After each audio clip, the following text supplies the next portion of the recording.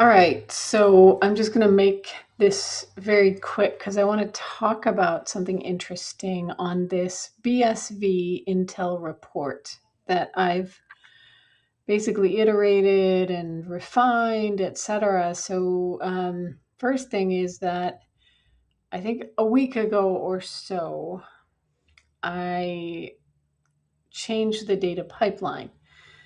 And what I mean by that is instead of using a WhatsOnChain WebSocket, I changed to a different direction.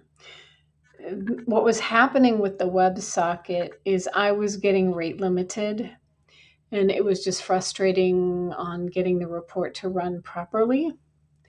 And I ran across a guy named he goes by I am a Black Wolf on X, and he created a relay bridge mesh network. So I will show you what this looks. So this is the dashboard. I joined that federation and I forked the code because I wanted to, his code is peer-to-peer. And when we say peer-to-peer in this context, we're talking about the original Bitcoin protocol, the way the nodes talk to each other. So this code had things like transactions and block headers and some other things, but all based on SPV, right? So you wouldn't want the full blocks. Well, I did want the full blocks. So I for this report, because it's all of the data that's in a block, and I'll go over this more in other videos, but because what I want to talk about now is that whole peer-to-peer thing. I wrote up a research document that I'll link to in the comments, but basically, Terranode is going to change all of this, by the way, and I have that in the report. But basically, nodes, they talk to each other through a port, and I think that port was defined a long time ago. It's not in the top of my head, port 8333. So the miners talk to each other through P2P, and I think it's referred to as like a gossip. This report gets into all the details. But what the mesh is doing, and let me just go back over here to remind you. So this federation mesh, this is talking to peers that are not miners. They are people running what you could call relay nodes, but there aren't that many of them. Like right now, you can see here, there are 3 peers connected. So 4 bridges. So that means 4 of 5, including myself. I'm Bridge Hummingbird, and these 4 are the guys, his nodes. So there's just a couple of us running this. But I wanted to get the whole block, so I forked it and I created a block endpoint. So I get from these 3 peers, it looks like it used to be, I think I was getting 16 peers a couple days ago. It was actually just this morning, I think, that I saw that there's only 3 peers. And all 3 of those peers, I'm going to go on my report. So here you see 3 connected nodes. So that's talking about these relay nodes, not miners, right? It's talking about the relay nodes. And those same relay nodes, I believe, are what the block header service connect to. Now, the BSVA, I believe, is moving architects more towards, I think it's called Chain Tracker, which fits more in the Terranode world. But your standard block header service now, like I run one with Traceport, I use those peers and so now with only 3 of them, I'm not sure if today is just an anomaly or if it had to do with Chronicle coming, because if you look down, yeah, so down at the bottom here, 3 nodes with svnode version 1.2.0. So that is the node software. And as of yesterday, there were more nodes. Like I said, I don't know, 15, maybe it was less than that, but it was up there somewhere.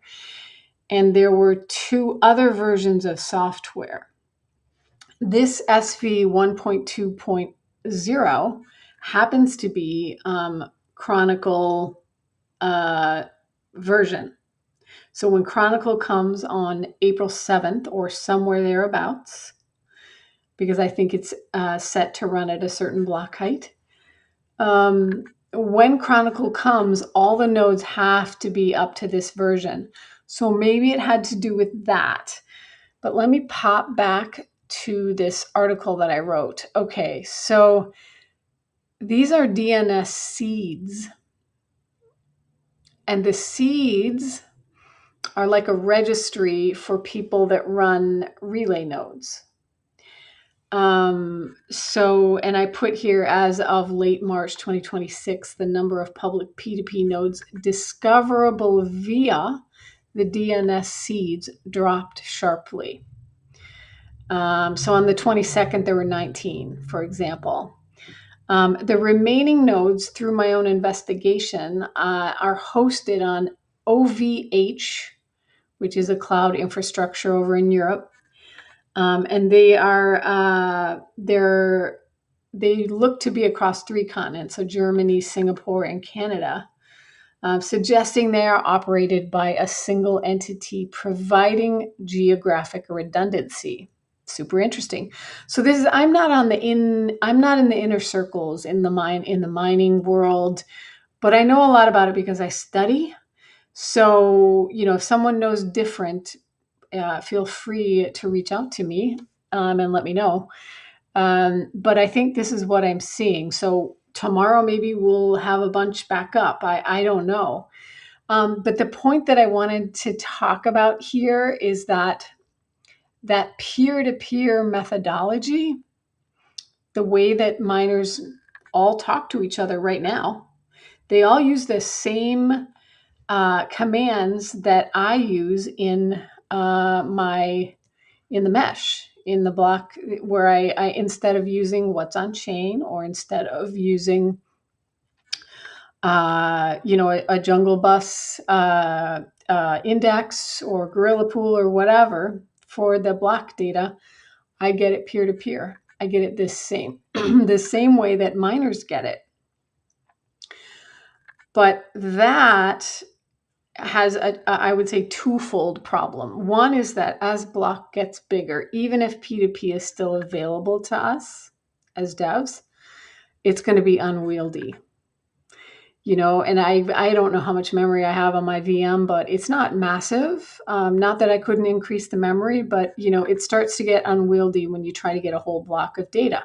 Hence, one of the reasons for the new architecture with the Terra node. So, and then that's thing 2 is that the Terra node architecture, when we go completely to Terra node, it's not P2P anymore. It's over, from what I understand, HTTP and APIs. So through microservices. Now, it's all still completely the same Bitcoin protocol. They're just organizing around it differently, quite differently, with these microservices. So anyway, you can read through my report about, I think I went on a few tangents here, but the report is talking about the P2P network. And P2P in this case is referring to the miners and to these relay nodes, the handful that we have available to us. So, all right. Hope that was helpful, and catch you next time. Got a curve in the game, laid out clean with the point named G and a math machine.